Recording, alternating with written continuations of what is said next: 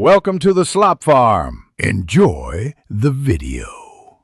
You start by powering the camera and preparing the app. Plug the micro USB cable into the camera and a 5V/1A adapter, then connect to mains.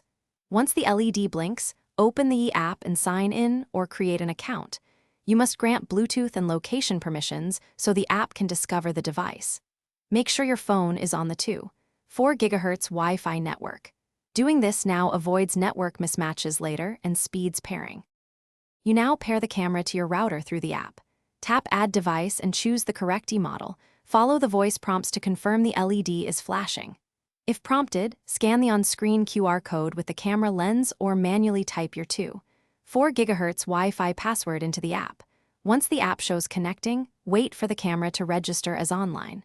Make sure to accept any firmware updates. Those improve stability and security. Once done, give the device a meaningful name.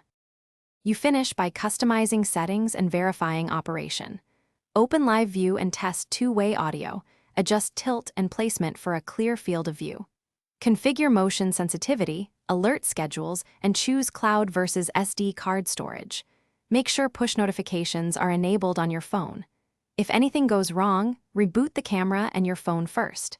If pairing still fails, perform a factory reset, press the reset button until voice prompts, and repeat pairing.